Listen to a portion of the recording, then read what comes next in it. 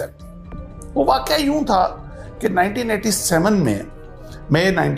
में मैं आर्मी की तरफ से एक फ्लाइंग कोर्स पे मुझे जॉर्डन मेरी सिलेक्शन हुई, जो 90 दिन का कोर्स था, 3 महीने का। ये फ्लाइंग के छोटे छोटे कोर्सेज आपकी मिलिट्री लाइफ में आते रहते हैं।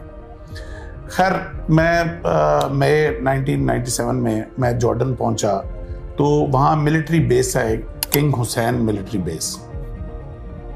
वो एक उनका छोटा सिटी है अल मफाक में वो बेस है, किंग हुसैन मिलिट्री बेस।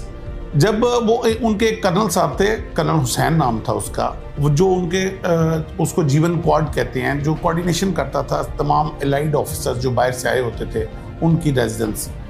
और जब उसने लिस्ट दी हमें कि कौन किधर ठहरेगा, तो उसमें वो एक फ्लैट था जिसमें 2 पायलट्स ने रुकना था।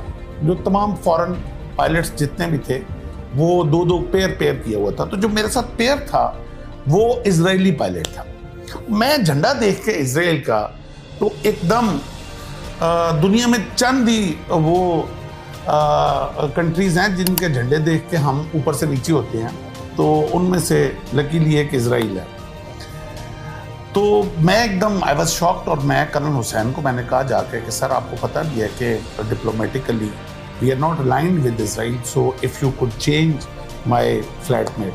तो उसने एकदम कलम पकड़ा, उसने कहा हाँ व्हाई नॉट, यस।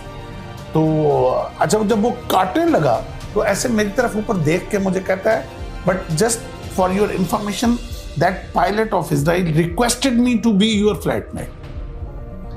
अब जब मैंने ये सुना कि दुश्मन ने ये चैलेंज दिया कि मैं पाकिस्तानी ऑफिसर के साथ मुझे कर दें, तो मैंने कहा अब मैं नाम कटवाऊं तो फिर मैं पाकिस्तानी नहीं।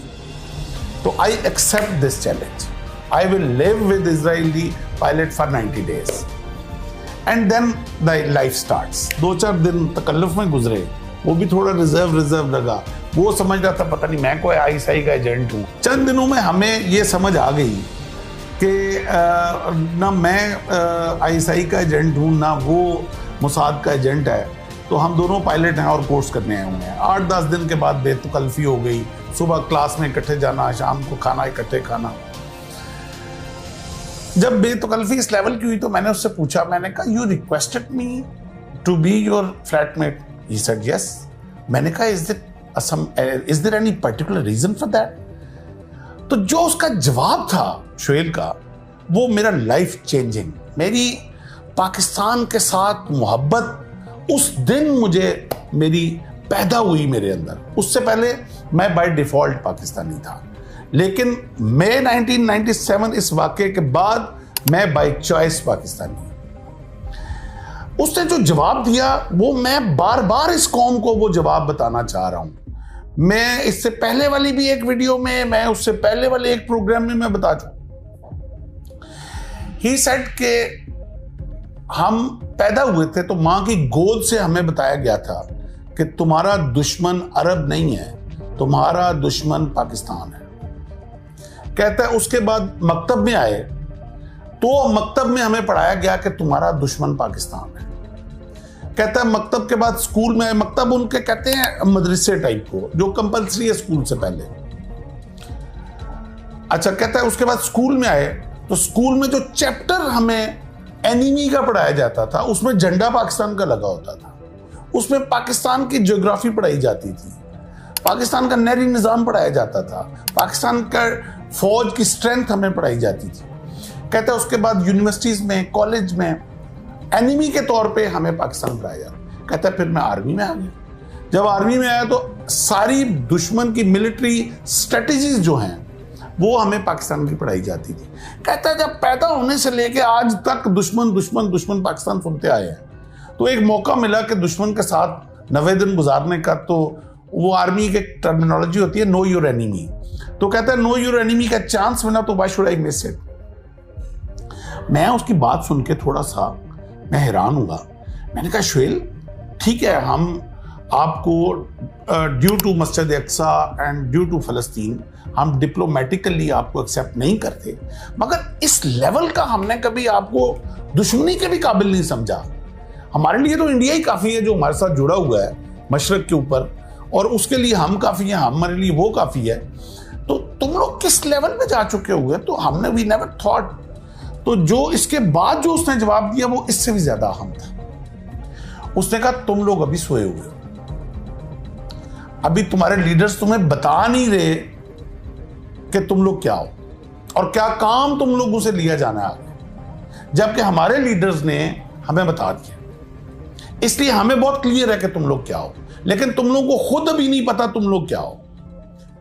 और जब मैंने थोड़ा इसरार किया, उसको अनफोल्ड किया, तो उसने कहा कि कभी तुम लोगों ने गौर किया कि पूरी दुनिया का नक्शा ले लो, पूरी दुनिया में 2 कंट्रीज ऐसे हैं जो रिलीजियस आइडियोलॉजी की बुनियाद पर बने हैं, और वो एक पाकिस्तान है और एक इजराइल है। पाकिस्तान बना 1947 में, इजराइल बनता 1948 में। अब what a coincidence, what a coincidence कि 9 महीने के अरसे के अंदर अंदर 2 मुल्क जो काम जब से दुनिया बनी थी नहीं हुआ था, और वो एक ही 9 महीने के अंदर अंदर वो काम दुनिया में होता है। पाकिस्तान बनता है 27 रमजान को, वो मुबारक ताक रात जिसके लिए हमारा कुरान भी ना अंज़लना पूरी उतरी उसके ऊपर। हमारी सारी दुनिया जानती है कि वो ताक रात क्या है हमारे लिए, जिस रात फरिश्ते उतरते हैं अपनी रहमत के लिए, खुदा फरमा रहा है। और साथ वो भी अल्लाह का, तुम क्या जानोगे ये रात क्या है। और इजराइल बनता है 1948 में। अब जब वो कहता है, शोएल कहता है मुझे कि ये ऐसे ही नहीं बना, ये बाय डिवाइन हुआ है। और जब एंड ऑफ द वर्ल्ड जो जंग होनी है वो हमारे 2 मुल्कों के बीच में होनी है। आधी दुनिया तुम्हारे पीछे खड़ी होगी, आधी दुनिया हमारे पीछे खड़ी होगी, और ये उसके लिए तैयारी की जा रही है। अच्छा, मैं उसकी बातें सुन के मैंने कहा यार ये लंबी छोड़ गया है, ये क्या बात कर रहा है। इसके पीछे तो आधी दुनिया खड़ी होगी, वो तो समझ आता है, अमेरिका इसके पीछे यूरोप है, इसको बनाने वाले यूरोपियन है, तो हमारे पीछे कौन खड़ा होगा। तो अब आके वो क्या कहता है, अब आके कहता है कभी तुम लोगों ने गौर किया, ऐसे उसने ना सामने वो एक पेंसिल पड़ी हुई थी जो हम पढ़ रहे थे, ये ड्यूरिंग स्टडी ये हमारी डिस्कशन हो रही थी। उसने पेंसिल पकड़ के ना कहता है तुम लोगों के अंदर ये कैपेबिलिटी नहीं है अभी कि ये पेंसिल बना सको अपने मुल्क में, ये चाइना से इंपोर्ट करते हो, जबकि इस वक्त दुनिया का सबसे लेटेस्ट 3 न्यूक्लियर टेक्नोलॉजी तुम लोग बना के बैठे हुए। This is a miracle. तुम लोग अपना शार्पनर चाइना से मंगवाते हो, जबकि इस वक्त तुम फाइटर जेट बना रहे हो। उस वक्त हम प्रोडक्शन शुरू हुई थी, यानी कि वो टेक्नोलॉजी अभी JF-17 अल्हम्दुलिल्लाह अभी तो प्रोडक्शन भी हो गई, और वर्ल्ड लेटेस्ट जो अभी हमारा जहाज है और वो अभी एक्सपोर्ट भी हो रही है। ये मुझे उसने 1977 उसने 1997 बोला, कहता है ये ऐसे ही हो गया, दुनिया की 6ठी प्रोफेशनल आर्मी लेके बैठे हुए हो तुम लोग, और जो कंपटीशन इंटरनेशनल आर्मी का होता है उसमें तुम्हारी फौज नंबर 1 होती है। कहता है ये ऐसे ही हो गया, जबकि तुम लोग इस वक्त IMF के कर्जे के अंदर गुड्डे हुए। ये कौन कर रहा है? ये बाय डिवाइन हो रहा है, somebody is doing it। ये तुम लोगों को खुद नहीं अभी समझ आ रहा। ये जब आखिरी वक्त आना है, जब हम दोनों ने आमने सामने खड़ा होना, तुम लोगों को उस वक्त तुम्हारे लीडर्स ने तुम्हें गाफिल रखा हुआ है। वो बेतकल्लफी की वजह से फरत जज्बात में बोल गया, या कुछ ऐसा भी है कि हम पाकिस्तानी होस्ट बड़े अच्छे होते हैं। मैं उसको अक्सर बाहर खाने के लिए ले जाता था, बिल मैं पे करता था। तो वो हमारी जो अच्छी होस्ट होने की एक काबिलियत है ना, तो शायद उस वजह से वो सच उगल गया मेरे आगे। आप यकीन करें कि वो दिन था जिस दिन, उससे पहले मैं बाय डिफॉल्ट पाकिस्तानी था, लेकिन उसकी बातें सुन के मैं बाय चॉइस पाकिस्तानी हो गया। मेरे सारे रिश्तेदार फॉरेन कंट्रीज में थे, मेरे ससुराल सारा फॉरेन कंट्रीज में था, and they wanted me to settle in USA, and I had all the opportunities to do very good abroad. मेरे पास सब कुछ था, मगर I decided not to leave this country ever ever ever.